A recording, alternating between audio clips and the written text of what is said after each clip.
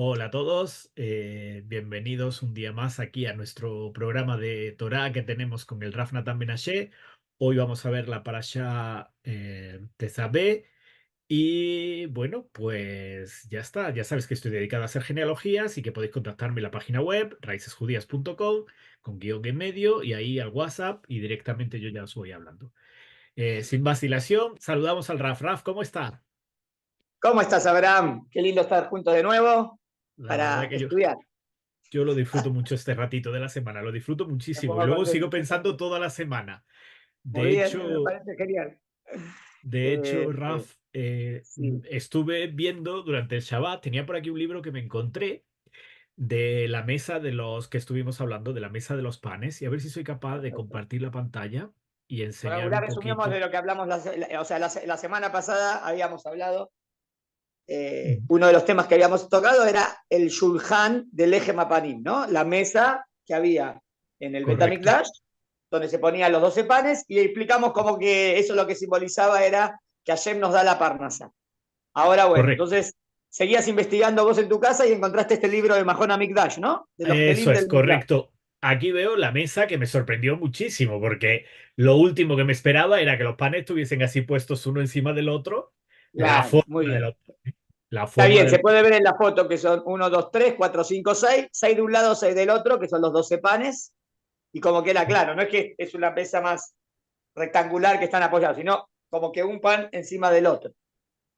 Y la forma tan extraña que supongo que está basada en los comentarios de la Torá, de así que tiene como si fuera de ladrillo, ¿no? Obvio, Más que seguramente. de pan. Seguramente, claro, cómo era la forma del pan, y esto debe estar basado en la Torah Bealpé, que la Torah ahora lo explica, y también debe haber, o sea, esta figura que estamos viendo, debe haber comentaristas que lo explican así, comentaristas que lo explican así, ellos habrán ido según lo que ellos entienden que Seleccionando. es la más completa, o como a lo mejor tomaron, bueno, vamos a seguir la chita de cómo Ramman lo explica, entonces fueron como Ramman, o como lo dice Riff, o como lo dice un gran comentarista, y siguieron eso. Eh, Las imágenes son del Instituto del Templo, de un museo que hay aquí, del Temple Institute, que está en la Ciudad Vieja. Y bueno, pues que a mí me ha exacto. sorprendido también y ver un Están, poco la están situación que todos dijimos que invitados, está. si vienen a Israel, la verdad que no hay que faltar a ese museo, el museo del Mikdash, de Betamikdash, que toda la intención de ese museo es tener todos los utensilios del templo listos para cuando se construya el tercer templo. Correcto. Y está muy Así cerquita de que ahí del cótel. Aquí está también la mesa ya sin panes y los me keilim y pareció ver demás. una vez que puede ser que esté inclusive traducido, creo que lo hicieron en varios idiomas. Ah, yo lo El tengo en tuyo es en inglés. inglés, Sí, yo lo tengo en no sé inglés si, porque era lo más rápido, pero sí, pero no probablemente sé si está en haya. español también ya. A lo mejor ya lo tradujeron, está muy bueno para tenerlo ese libro. Porque te Pues no. trae, te mete un poquito en cómo era el Mishkan, el Betamigdash, más con, ¿no? Con los Kelim, con las fotos, con los dibujos, uno se mete un poquito más. No queda, si no queda muy como abstracto, ¿no? Cuando uno lo lee. Como Sí, leíamos la bueno, peralla de la semana, ¿no? Viste, leías la peralla y era muy. Y tantos codos, y tantos metros, pero entonces hay que. No sé, a lo mejor un arquitecto cuando lo lee lo ve claro, pero si no sos arquitecto, no, no, no lo no, ves muy. ¿Qué pasó? no, Necesitas más dibujitos. y lo de la torre de los panes, eso no, vamos, eso sí que debe ser tradición oral, porque no, Sí, bueno, no lo sé. sí, la verdad, cómo se apoyaba y por qué se apoyaban así, debe ser que la Torah lo explica así. Pero bueno, pero es como una mesa que hay panes sobre panes sobre panes. Entonces, Dijimos que los tomaban los Kohanim y los comían de Shabbat en Shabbat, ¿te acuerdas? Se le ya daba había para la familia de los Kohanim. Muy bien. una sola familia que Perfecto. preparaba los panes, ¿no?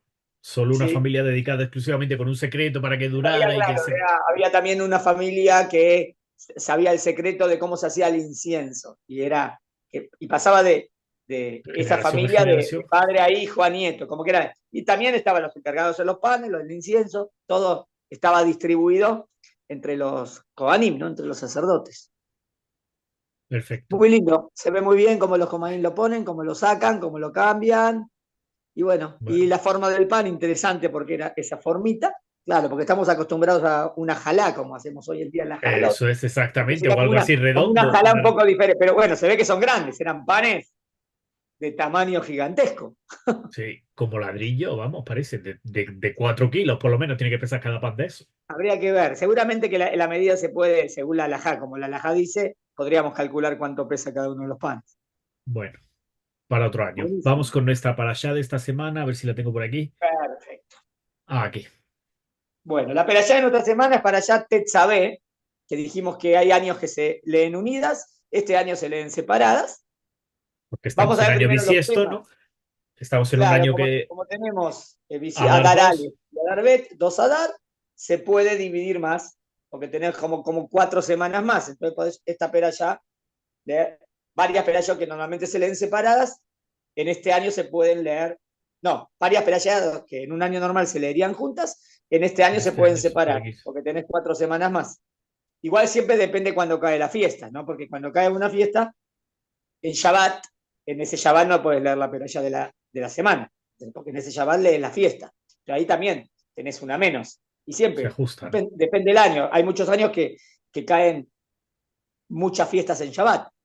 Ahí Sí, tenés menos Shabbatot. menos tiempo y se van juntando más Parshiot, ¿no? Se leen Exacto. más parejas de Parshiot, por así decir, de Parashot, ¿no? Exactamente. Perashot que se leen juntas, claro.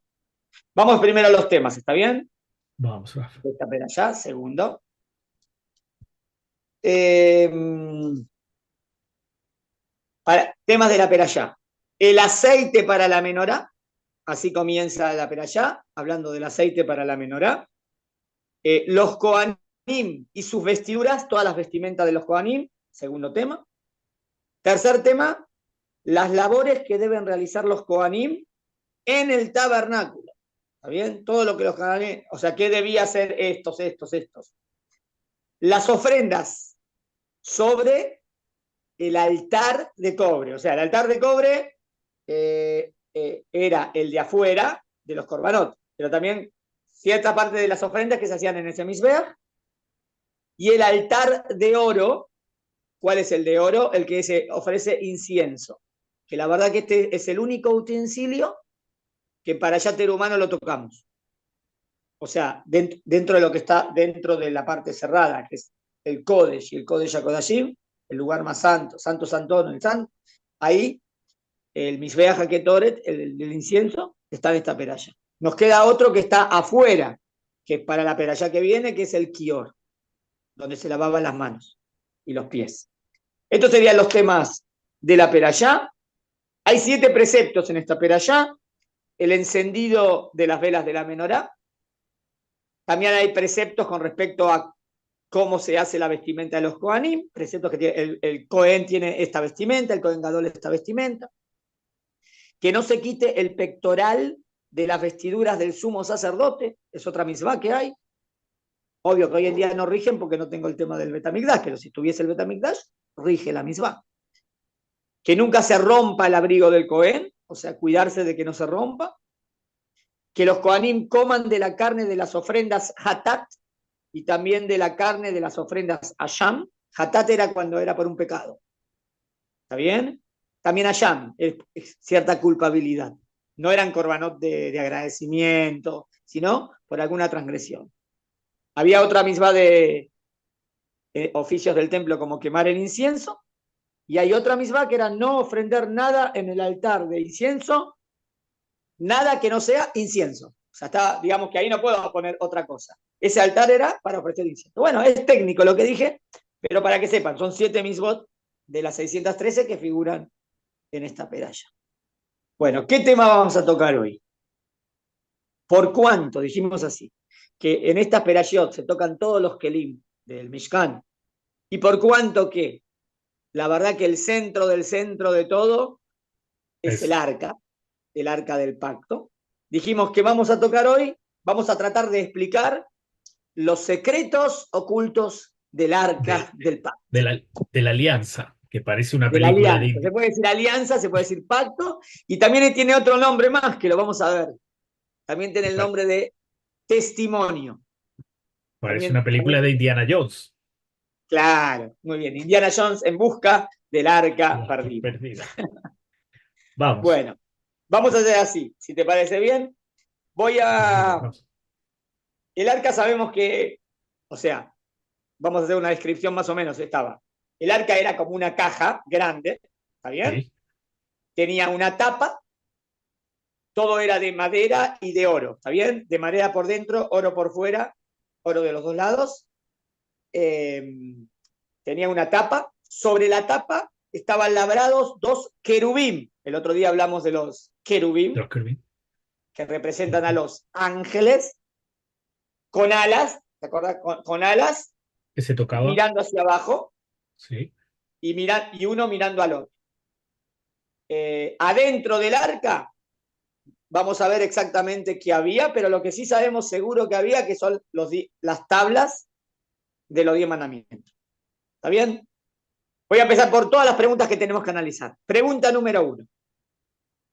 Primero, o sea, hagamos una idea que habíamos terminado para Yad Mishpatim.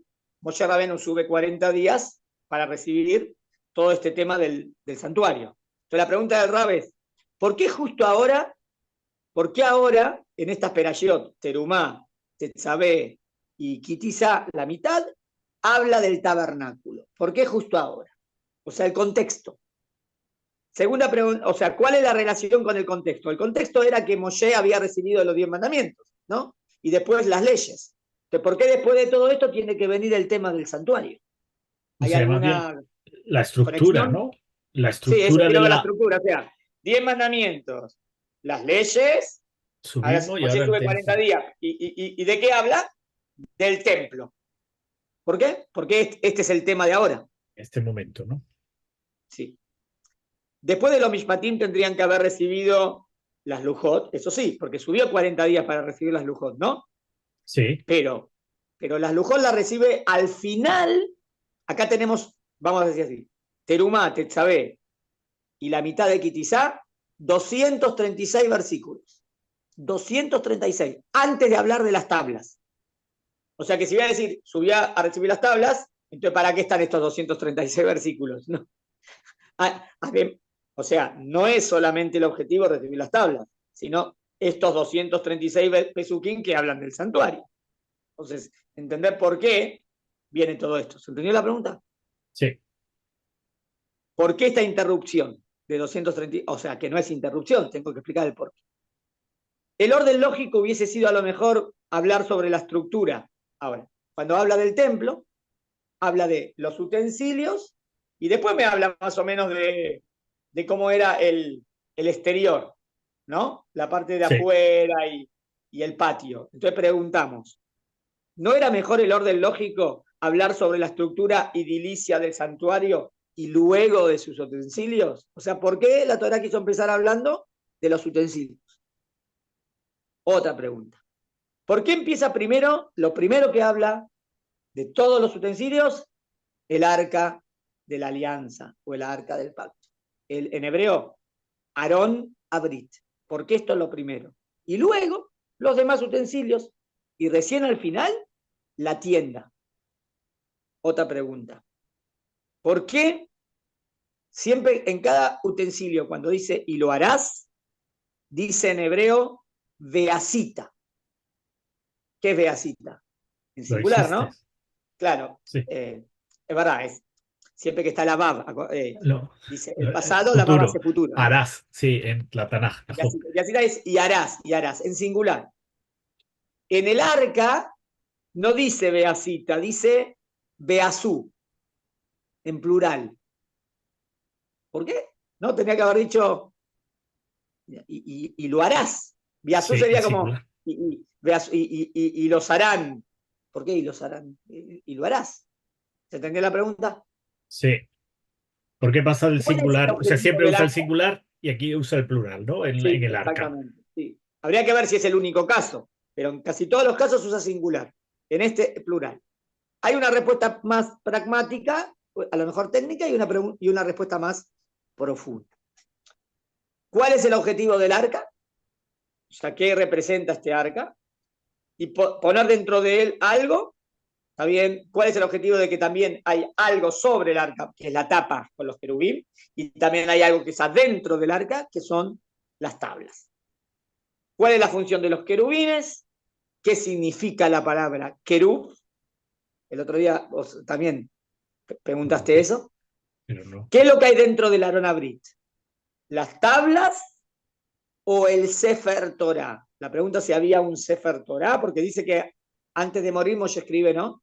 13 libros de Torah, uno para cada tribu y uno para el Betamigdash. Entonces la pregunta es, ¿ese Sefer Torah estaba ahí, adentro o no? Y si son las tablas, ¿qué tablas? ¿Las rotas o las segundas, las que se hicieron de nuevo después? ¿Por qué no se podía quitar las varas? En los demás utensilios vemos que sí se podían quitar. En el único Kelly que dice que no se puede quitar las varas es en el arca.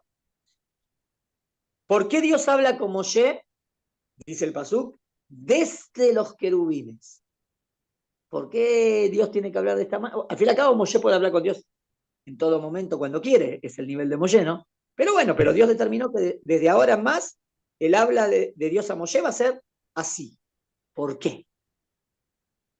¿Cuál es la relación del arca, el arca, con todo el tabernáculo? O sea, tenemos todo el Mishkan, y tengo el Aarón Abrí.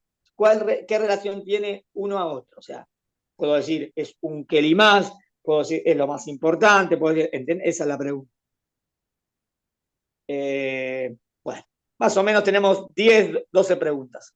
Bueno, vos marcaste 7, 6, bueno, más o menos, esas. No sé, no, voy 1, 2, 3, 4, 5, 5, 6, 6. 7, 8, 9, 10. La última va a faltar. Dije bien, 10 preguntas. Perfecto. Muy bien. ¿Empezamos a contestar? Vamos, Raf. Empezamos. En el versículo de Shemot, capítulo 23, Pasuk 20, justo antes de todo esto, en Parashat Mishpatim, la perashá anterior a estas que vienen del Mishkan, dice Dios que el malaj va a ir delante de ellos y los hará heredar. El malaj es el ángel. El ángel va a ir delante de ustedes y los hará heredar la tierra. ¿Está bien? Y entonces yo veo que ese era el plan. O sea, ¿cuál era el plan? Que ahora que salimos de Mitzrayim y ya recibimos los 10 mandamientos, ahora ¿cuál es la idea? Seguir camino a la tierra de Israel. Dice, el malaj los va a acompañar y van a llegar a la tierra de Israel. De aquí veo que el monte Sinaí no era para quedarse ahí demasiado tiempo. Vemos que el monte Sinaí entonces es algo momentáneo, porque en un momento más ya se tienen que ir. Voy a explicar. Después nos quedamos mucho tiempo por el problema del becerro de oro. Eso es lo que hizo que nos quedemos más tiempo al fin y al cabo. Pero la idea era, igual no digo, porque tenemos que hacer todo el tema del Mishkan, y seguimos viaje inmediatamente. Entonces, ¿cómo entra el tema del tabernáculo en todo esto? Esa es la pregunta. O sea, si la idea era seguir viaje a Israel y la idea era no quedarse para siempre en Arsinaí, ¿cómo entra el tema del tabernáculo? Es decir, entre el monte Sinaí y la tierra de Israel. ¿Está bien? Contestamos. El lugar, antes de contestar. De todo el tabernáculo, el lugar más importante, ya podemos ir definiendo, es el arca. ¿Cómo sé que es? Porque ¿dónde está el arca? En el lugar más santo. Si el lugar más santo del templo es el Kodesh HaKodashim, el Santo Santora, el lugar más Kodesh Kodesh, que el Kohen Gadol entraba una vez solamente, ¿no? Al Al año. año. Y en ese lugar, ¿qué hay? ¿Qué está literal de lo que dice la Torá? El arca. O sea, que el arca es el centro. El lugar al cual el sumo sacerdote entra solo una vez al año y es el que se describe, la verdad también, si vas a ver en cantidad de versículos, es el que tiene más versículos de todos.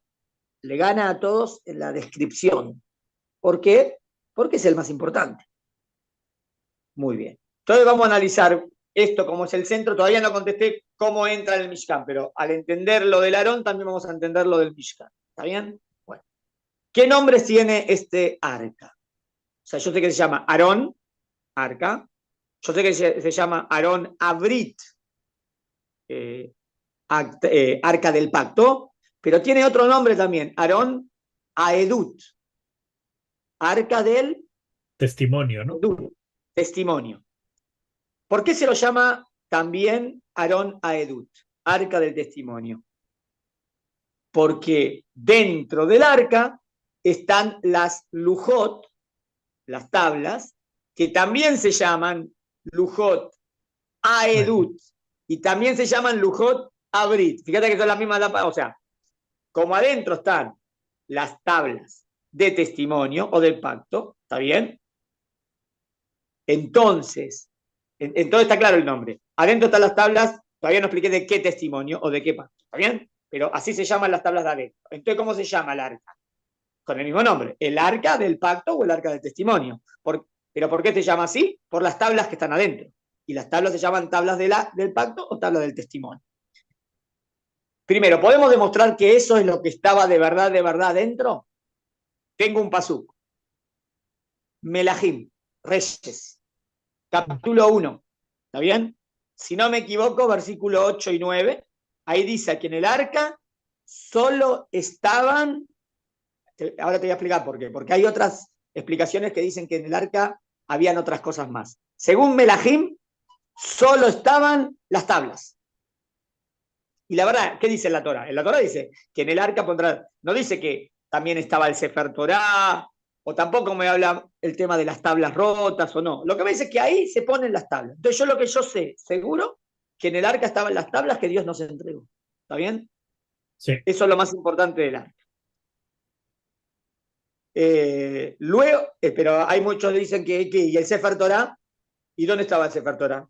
Luego veremos que el Sefer Torah que escribió Moshe no fue depositado dentro del arca, sino al costado. También puedo decir que a lo mejor después ese Sefer Torah se puso ahí, inclusive en el Kodesh HaKodashim, pero no adentro, al lado. ¿Qué prueba podemos traer?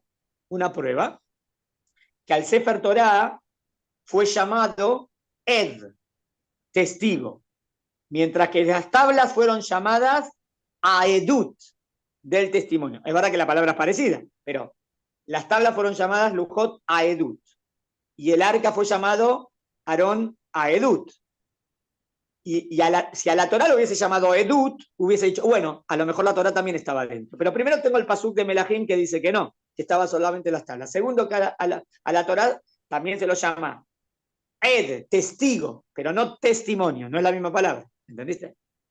Eso es lo que me da a entender que, como entendimos bien, que lo más central, que está adentro, son las tablas de los 10 mandamientos. ¿Está bien?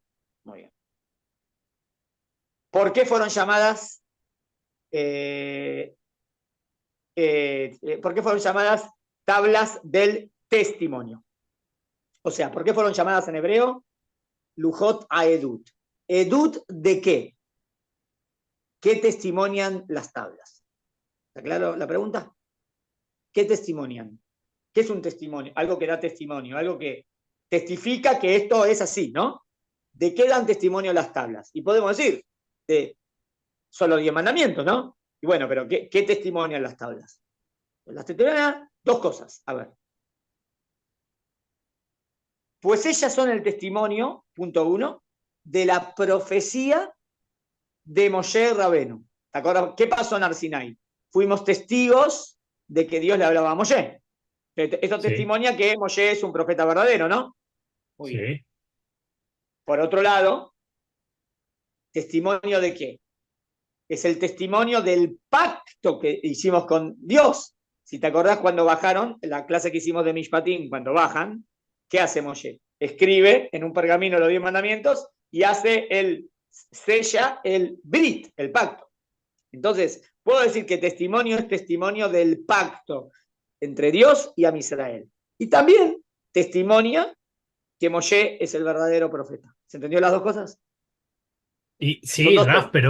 Raf, pero Son incluso también, dos temas en uno. ¿Qué? incluso serían testimonio de la profecía de Am Israel, ¿no? Porque también fue Am Israel en ese También, momento. también. Tenés razón. No solamente Moshe, porque tenés razón, para escuchar que Dios habla con Moshe, tuvimos que nosotros ser, en cierta manera, profetas. Ah, Entonces también nosotros dimos testimonio. Pero bueno, pero lo más importante era, ¿te acordás? Dar testimonio de que escuchamos que Dios le habla a Moshe. Porque a través de Moshe Dios nos entrega todo después, ¿no? Toda la Torah. Entonces, expliqué por qué se llama testimonio. Pregunta, ¿y por qué fue llamada también arca del pacto? Porque los 10 mandamientos son el pacto que hizo Dios con el pueblo para hacer un pueblo consagrado y un reino de sacerdotes. Y como dijimos, las tablas con los 10 mandamientos estaban dentro del arca. Entonces tenemos los dos nombres, ¿no? El arca tiene dos nombres, Aarón Abrit y Aarón Aedut. Está claro, porque también las tablas tienen los dos nombres, Lujot Abrit y Lujot Aedut. Entonces está bien.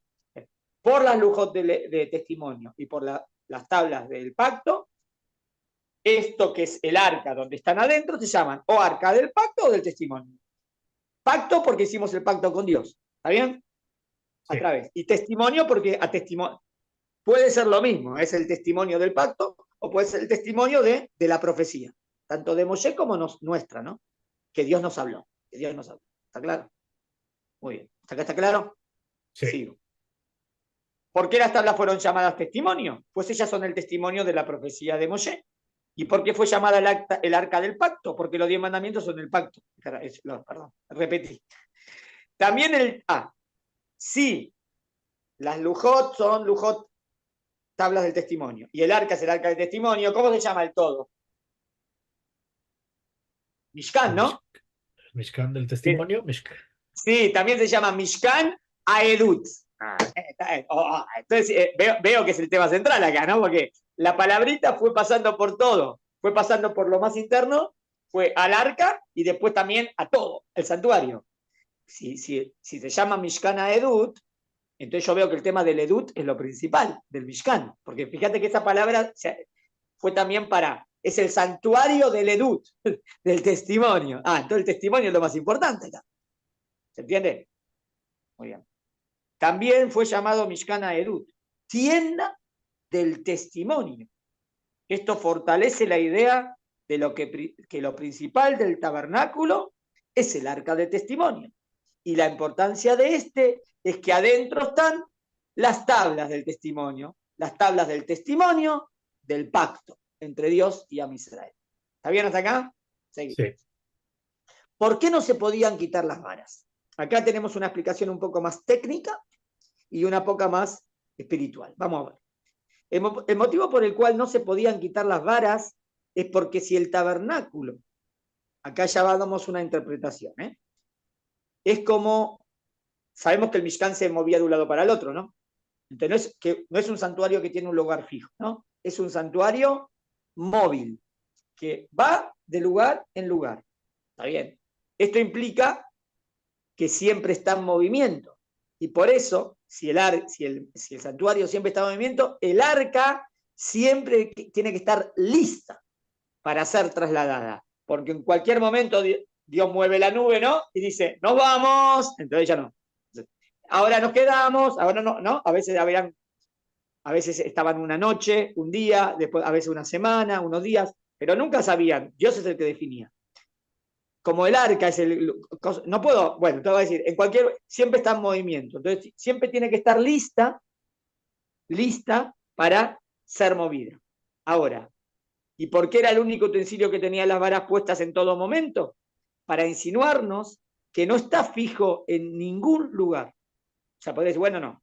Sí. Eso significa que siempre estamos en movimiento. Y estar en movimiento significa que no hay un lugar fijo. Significa que cualquier lugar que Dios determine, ahí está la Shejinah, la presencia divina, ¿no? Lo que quiero, o sea, después de que se construyó en Jerusalén, en el Bet HaMikdash, de ahí no se mueve más, porque Dios lo determinó. Pero hasta que fue construido el Bet HaMikdash en Jerusalén, lo que quiero decir es que no hay un lugar fijo, porque Dios puede estar en cualquier lado, ¿no? Con Sí. todos.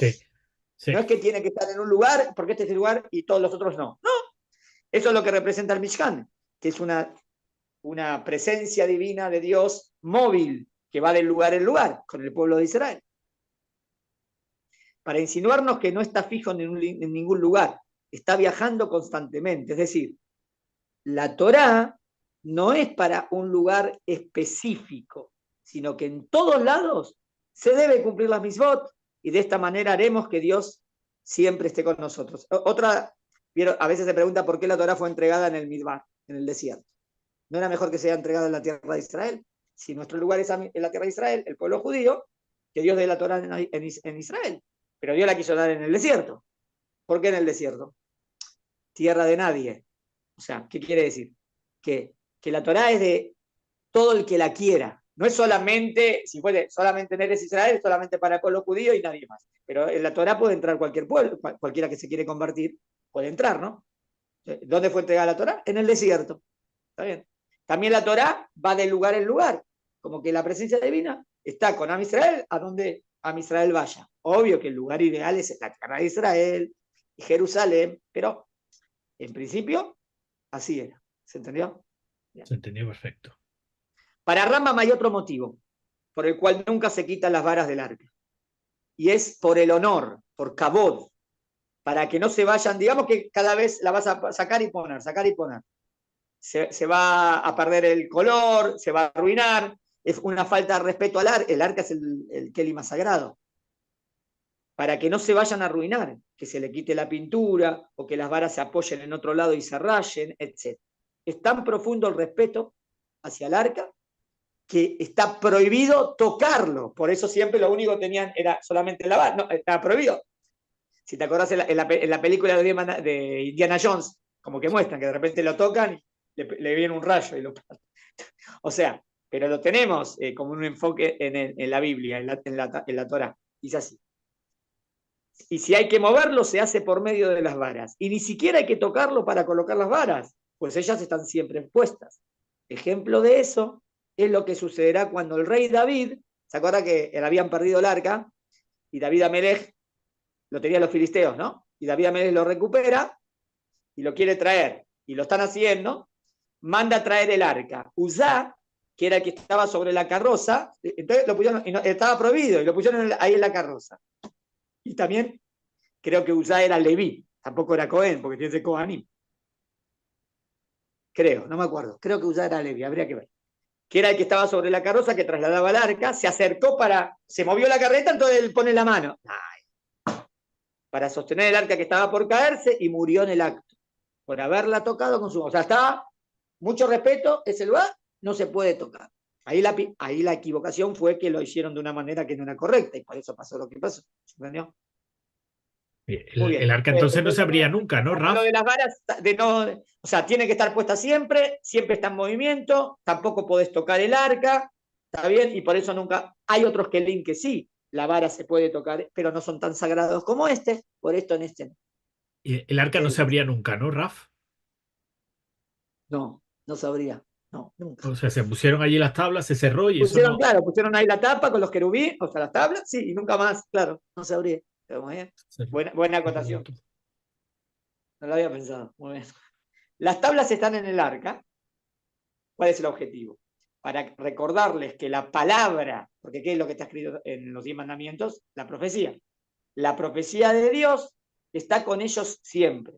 Y no solo eso, sino que los principios del judaísmo, que están expresados en los 10 mandamientos, por ejemplo, yo soy tu Dios, que te saqué de Mitzray, no tendrás otros dioses, es el centro de todo, son las dos ideas centrales del judaísmo, ¿no? Que creemos en él firmemente y que no hay otro fuera de él. Es el centro de todo. Por eso es lo que está escrito ahí, que es o sea, sería como el centro de la emuná nuestra, está ahí, en el arca. ¿Está bien? Son el centro de todo. Es el pacto, también podemos decir que es lo principal del pacto, ¿no? ¿Qué es lo principal del pacto con Hashem? Antes que todo, creer en Hashem y no hacer idolatría, ¿no? O sea, uno siempre puede pasar que una persona haga una transgresión, pero hay niveles de transgresión. Idolatría es de las cosas más graves que existen, ¿no? O una persona que no cree en Hashem, eso es lo más grave que existe. Pero puede ser que hizo otra transgresión, pero menor. O sea, estas transgresiones son violación del pacto, vamos a decir así. Si uno viola la 1 y la 2, todos los 10 mandamientos, pero la 1 y la 2 son de los 10 las más importantes. Bueno, significado del término keruv. Keruv es algo que vuela, por eso tenía alas, un ser alado, tal como fue descrito en la visión del profeta Yehezkel. Cuando vio la Merkabá, él vio una carroza celestial. ¿Está bien? Fíjate las palabras. Merkabá, Rojev, Kerub. Son las mismas letras. La carroza o Rojev, o lo que como cabalga, que está encima, Rogeb, el que está, o el querub, el malaj. Serían como la carroza, ¿okay? Eso sería como, es como que el rey va con su pamalia. Séquito. ¿Viste pamalia? Puede ser que la palabra familia venga de ahí, de pamalia. Pamalia era Ah, como toda la corte celestial. el Y, séquito que obvio, ¿qué diríamos, ¿no? representa? Que Dios maneja el mundo a través de ángeles. Eso quiere, significa.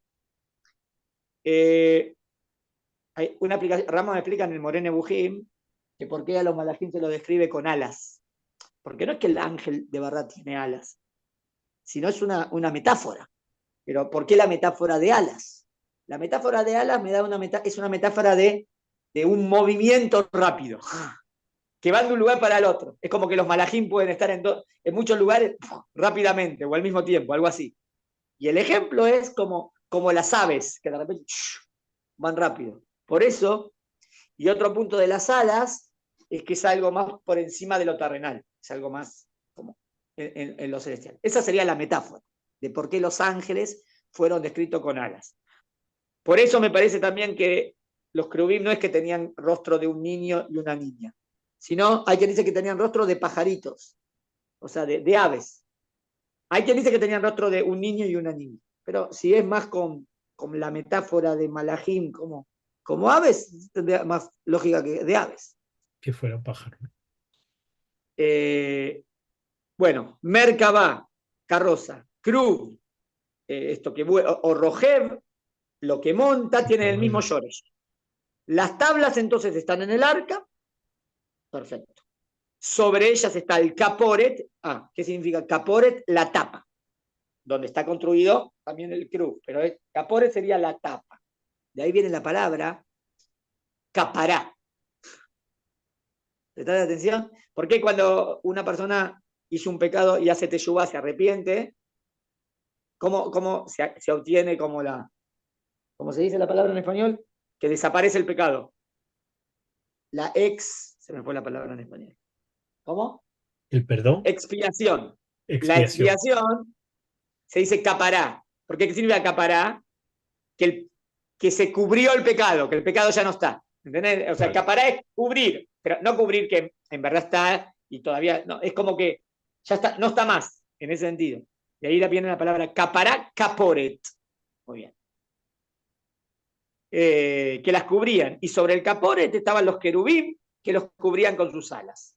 ¿Qué significado tiene esto? O sea, que las tablas adentro, la tapa, los querubín con las alas y mirando hacia adentro.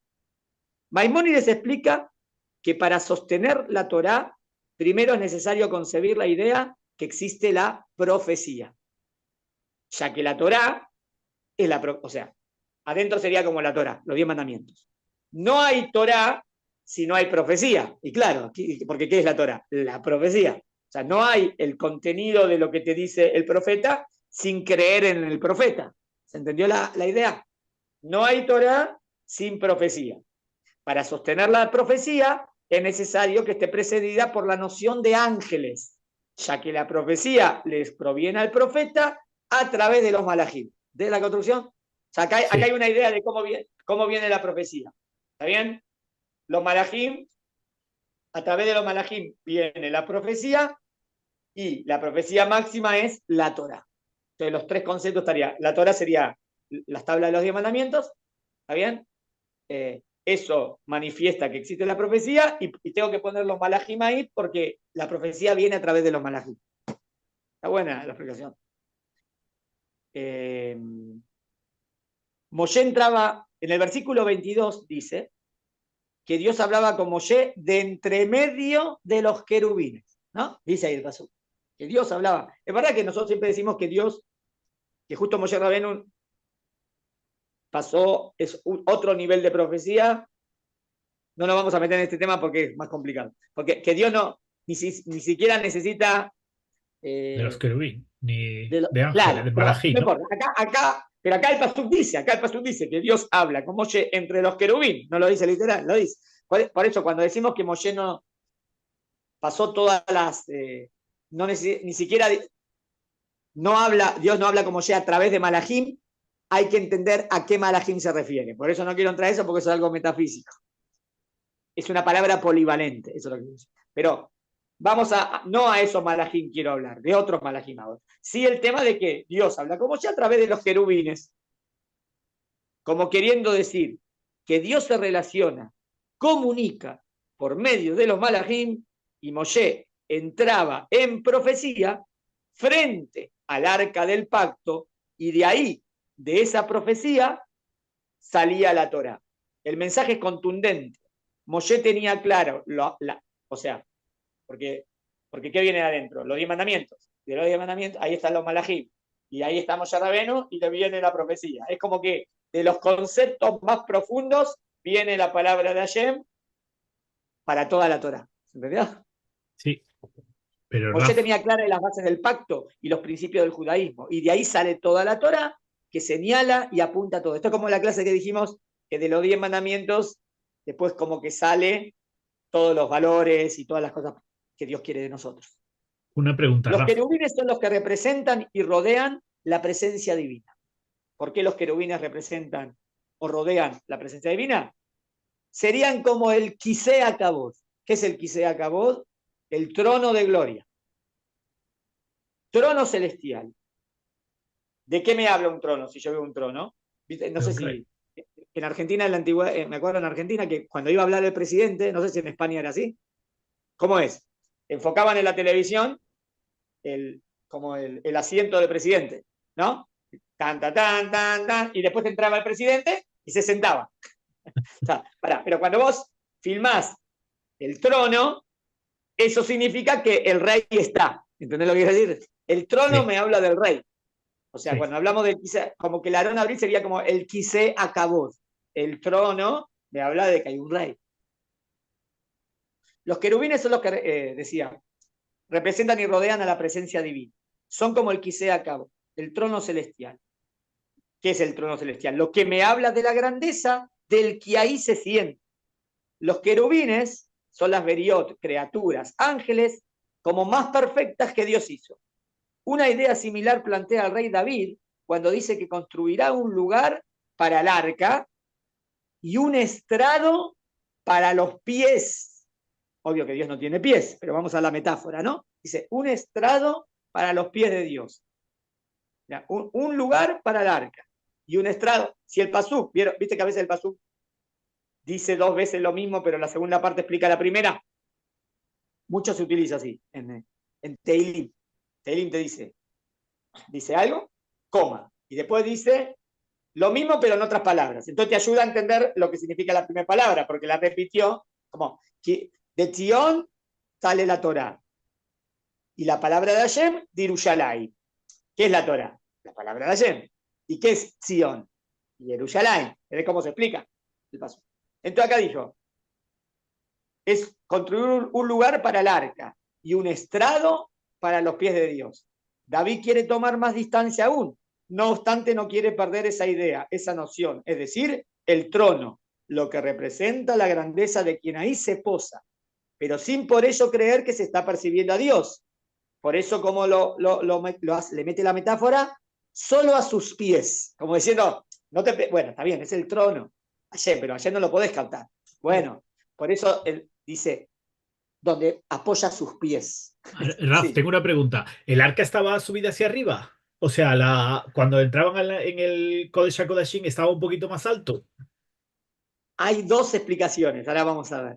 Hay Ok. una explicación, vos decís como Rabí Abraham y Benesra. Hay quien dice que no, que estaba apoyada. Pero hay quien dice que tenía patas, el Ok. Aarón. Esa es la explicación de Rabí Abraham y Benesra. Ahí Ok. la vamos a leer.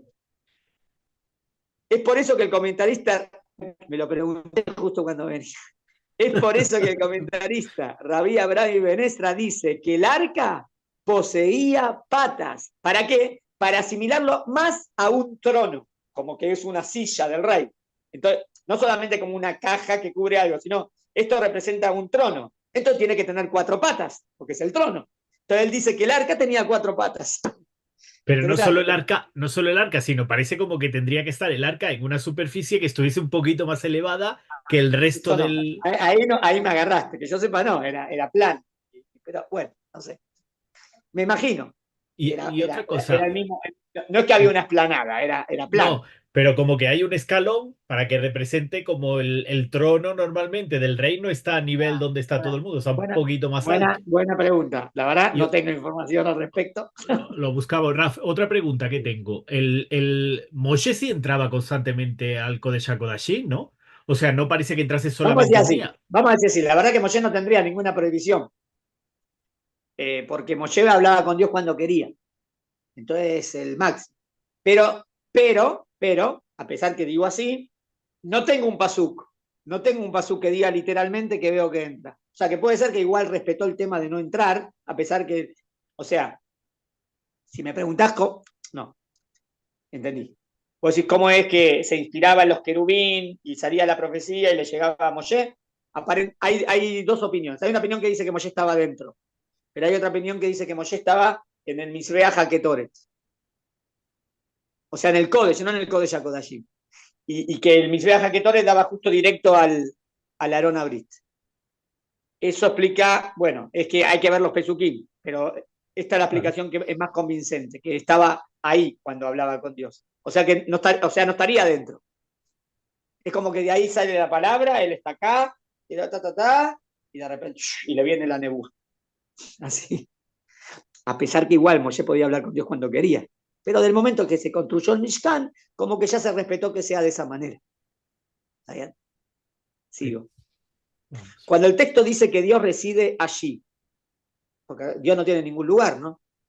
Se refiere a que el arca está allí. Bueno, ¿te acuerdas? Una de las explicaciones que dijimos que Dios está ahí es lo que representa. Obvio, nunca estamos diciendo que el arca, que yo puedo idolatrar al arca porque eso es idolatría. No, el arca, pero representa los conceptos que están escritos ahí en las tablas de los 10 mandamientos. Entonces puede ser que Dios reside allí, es como decir, el arca está allí.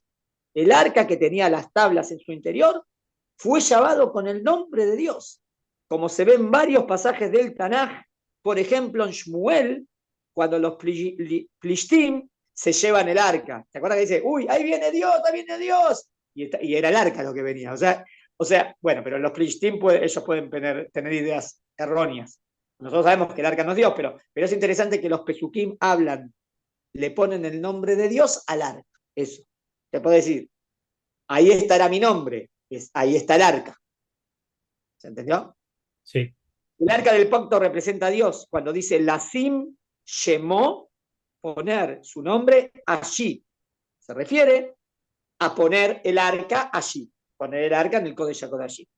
Cuando dice que Dios reside con el pueblo de Israel, se refiere a que el pueblo de Israel capta y percibe más la presencia divina. Esto es la profecía. O sea, otra aplicación de Bellahanti Betoham. Yo estoy entre ustedes. Como Dios está entre nosotros. Una aplicación es el arca está entre nosotros, porque el arca representa a Dios. Otra aplicación es estoy entre ustedes porque llegan a la profecía o captan la palabra de Dios. Es verdad, teniendo a un profeta con nosotros. El profeta que capta la palabra de Dios sería Hashem está entre nosotros. Al tener un profeta entre nosotros, Hashem está entre nosotros. En este caso sería Moshe Rabeno. Pero cualquier profeta que captaría la palabra de Hashem sería ahí está Hashem. O sea, está Hashem ahí sería hay en ese lugar profecía. Si te acordás en Jacob, en el sueño de Jacob, que después dijo, y ella Yemba Macomase, Dios está en este lugar. ¿Cómo Dios está? Pero Dios no tiene lugar. ¿Qué había tenido Jacob? Profecía. Entonces, ¿qué significa Dios está en este lugar? Traduzco, la profecía de Dios la capté en este lugar. ¿Entendió? Por eso cuando dice, ahí mi ella Yembe Kirveno y Maim, ¿acaso Dios está con nosotros o no? El pueblo tenía duda si Dios estaba con ellos, en otras palabras, si la palabra y la profecía de Dios estaba con ellos o no. Por eso en Génesis, en el sueño de Jacob, cuando se despierta, dice, y ella Shemba Macomase, Dios está en este lugar. Es decir, hay profecía, Dios se revela en este lugar. Entonces, el arca representa, uno, lo que porta la palabra de Dios, ¿no? Eso de que es el pacto y del pacto los principios básicos, Dios existe y no tendrás otros dioses. El arca representa el Kisea Kabod, también el arca representa el trono del rey, como que Hashem está allí, trono celestial, lo que me habla de Dios, es decir, el medio por el cual Dios se revela a los hombres, que también sería, podríamos decir, la profecía. Y es por eso que el arca es el centro y el corazón del tabernáculo, que es lo que representa la presencia divina.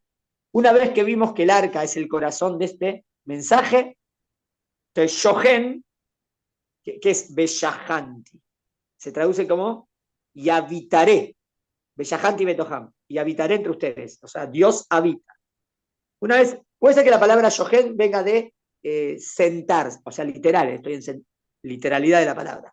Me asiento entre ustedes, o me siento. Puede ser me siento, si el quise es el quise acabó, es el trono, puede ser que la palabra Shohen significa me siento, pero se traduce como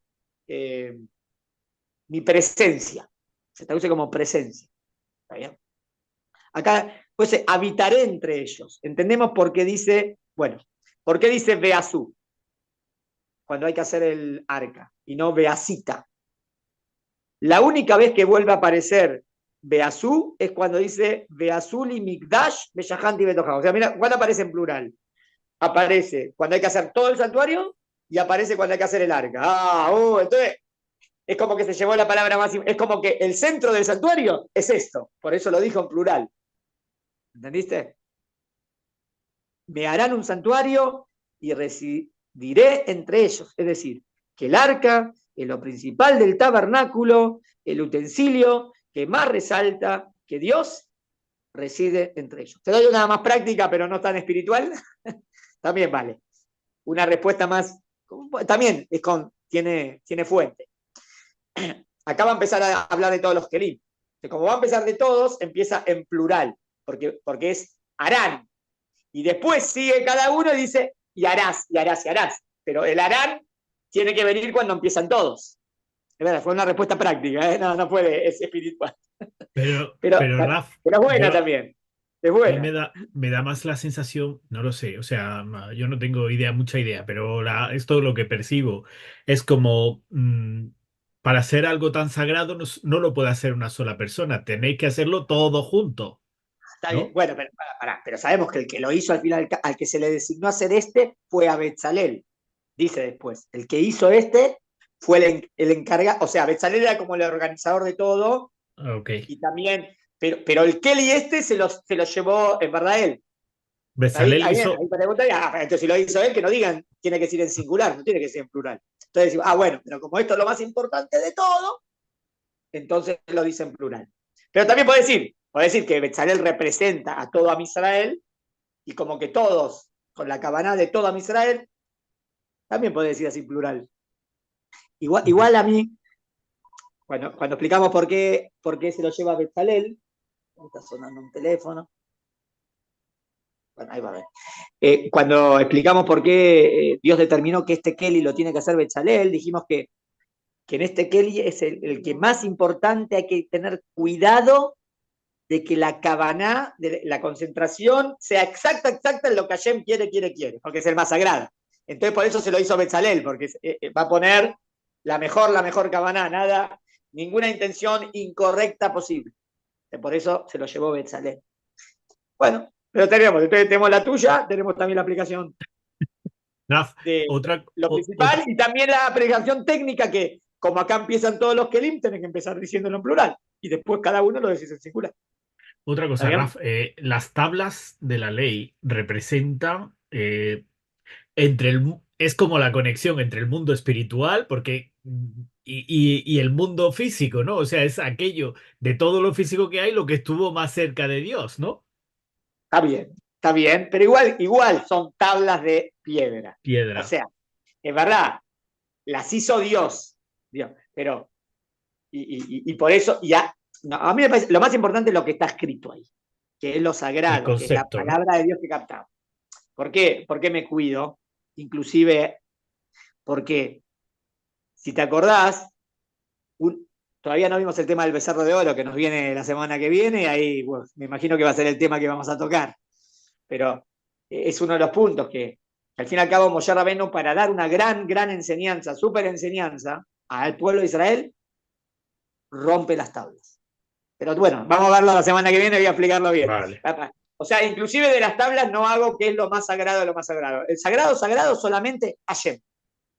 Solamente. Obvio que por cuanto que estas son las tablas, los 10 mandamientos, es el cabod y lo que se merece, pero también es algo material. También. O sea, lo espiritual es los conceptos, lo que está escrito. ¿No? Es lo que se dice que las tablas se rompieron y las letras volaban. Eso es el. Bueno. 13 versículos. Mirá cuántos versículos hay en total del arca. 13 versículos. Y el número 13 representa pacto. Así que está bueno que sea 3. 13 el bar mitzvah, ¿no? 13 es pacto. 8 veces aparece la palabra Aarón, arca. 8 también es una palabra de pacto, Brit Milá. El número 13 y el número 8 son pacto. En total, 13 más 8, 21, que también es un nombre cabalístico, no cabalístico, que tiene mucho poder. De gematría. Un nombre que tiene, claro, que tiene mucho significado, que es el nombre de Eye, ayer Eye, soy el que soy, suma 21. Tenés el 13, que es pacto, 8 que es pacto, 21 que es soy el que soy. 8 veces nos habla del arca. ¿Está bien? ¿Está bien? Dijimos. O sea, ahora 21 por 8, en total da 168. ¿Qué es 168? 168 son el total de palabras que utiliza para la construcción del arca. O sea, no solamente tengo 13 versículos, también tengo 168 palabras, que sería como 21, soy el que soy, por 8 veces que aparece la palabra arca. En conclusión, esto viene a reforzar la idea planteada, que Dios está con el pueblo por medio del arca. Obvio, siempre que vamos en el camino de Hashem, porque puede estar en el medio del arca y si me equivoco, si voy mal, pero eso es lo que representa el arca, que Dios está con nosotros. El templo es que Dios está con nosotros. Eso del templo es habitaré entre ustedes. ¿Por qué es tan importante que se construya el Bet HaMikdash? Porque es como sentir mucho más la presencia divina cerca nuestra. ¿Se entendió? Está mucho más cerca, se entendió perfecto. Muy bien. Muy bien, nos quedan 2 minutos para decir algo más chiquitito. Que tenemos las vestimentas del Cohen. Yo no sé si la vez pasada lo remarqué o no. ¿Lo remarcamos? Acá están las piedras con los nombres de las tribus. ¿Está bien? Acá, el efod era la vestimenta que tenía el Cohen, y acá también tenía los nombres de 6 tribus y los nombres de 6 tribus. ¿Está bien? Los nombres de las tribus en el medio, los nombres en el pecho, mirando al corazón. Los nombres de las tribus en los hombros. Y aquí tenía la vincha, se llama Tzitz, otro que interesante, que decía, Kodesh la Hashem, consagrado a Dios. No lo dijimos la vez pasada, ¿no? No quiero repetir. ¿Lo dijimos o no? Bueno, entonces tenemos el corazón, los hombros y la cabeza. Acá va. En el corazón el Cohen Gadol tiene que tener a el pueblo de Israel. ¿No? ¿Qué hace el sumo sacerdote? ¿Por quién responde? ¿Por quién se preocupa? Por todo Am Israel. ¿Por qué todos lo querían tanto a Aarón a Cohen? Porque Aarón a Cohen como que pide por él, pues, pero él les enseña y va. Él como que aboga por Am Israel, ¿no? En el corazón del Cohen Gadol está Am Israel. En los hombros, Am Israel. O sea, el Cohen Gadol es responsable del pueblo de Israel. Buenísimo. Y en la cabeza, sagrado, consagrado a Hashem. Ahí está. ¿Quién es lo principal de todo? ¿Quién es el centro de todo? ¿A quién debo llevar? El pueblo de Israel para conectarse con Dios. Por eso en la cabeza, Dios. En el corazón, Am Israel, y en los hombros, Am Israel. Está bueno, me parece la construcción de, ¿no? Es Sí. como, Beshem Ombró la digo, la escuché del Rab, el Rosh Yeshiva de Mahon Meir. El Rosh Yeshiva de Mahon Meir, un tzadik. Y Raf, una pregunta que nos ha quedado ahí en el tintero. ¿Por qué ahora? ¿Por qué ahora todo el templo, toda la historia del templo, justo después Perfecto, de... exacto. ¿Por qué ahora? Muy bien, no la contestamos. Bien, prestad atención. Veníamos hablando, Dios nos quiere entregar la Torah. Nos entregó toda la Torah. ¿Está bien? Nos entregó la Torah. Ahora tenemos que seguir viaje a la tierra de Israel. Pero el tema, toda esa experiencia que tuvimos en el Ar Sinai, que es la revelación divina, que la vamos a extrañar, no la vamos a tener más, ¿qué va a pasar? Entonces Dios dice, ¿sabes qué? Vamos a construir un santuario que va a ser como el monte Sinaí que va a ir con ustedes. Ah, qué bonito esto. Anda. Y ahora el monte Sinaí sigue con nosotros todo el tiempo, porque ahí estuvo la revelación al principio y ahí va a seguir estando la revelación con nosotros. Entonces, como que todo el Betamigdash sería como una maqueta, o si querés la que más es parecida es el altar, ¿no? El altar que está afuera es un altar como la montaña, de piedra y tierra, como el monte Sinaí, tiene una esplanada, o sea que es como que está subiendo al monte de Sinaí. También estaban los Kohanim, los 70 ancianos que subieron, el Kohen también sube. Estaba el fuego arriba todo el tiempo, como en el monte Sinaí, el incienso, la nube, es como Vamos, el monte Sinaí sigue con nosotros. ok, construimos un pequeño monte Sinaí que podemos llevarnos Exactamente. y Y de es, ahí seguimos para Israel. Y cuando en Israel construyamos el Betamigdash, también vamos a recordar que en el Betamigdash el monte Sinaí para siempre. aquello que pasó allí, ¿no? Es como que sigue con nosotros. ¿Se entendió? Me Bueno que encantó, Raf. prestaste atención que no habíamos respondido. Me, Genial. Y me bueno, encantó, Raf. Perfecto, espero que les haya gustado. La precioso. verdad que estudiamos muy lindo y hay conceptos de emuná, conceptos de fe, conceptos de metafísicos y espirituales y conexión con Dios, que es todo el objetivo, ¿no? Hashem es el rey de los reyes y está entre nosotros. Me gustó. Muy Muchas bien. gracias, Seguimos Raf. la semana que viene, si Dios quiere. Seguimos la semana que viene. No olvidaros de suscribiros si habéis llegado hasta aquí y nos vemos la semana que viene. Un saludo y Saludos. nos vemos. Chao, Raf. Nos Gracias. vemos. Chao. Un abrazo.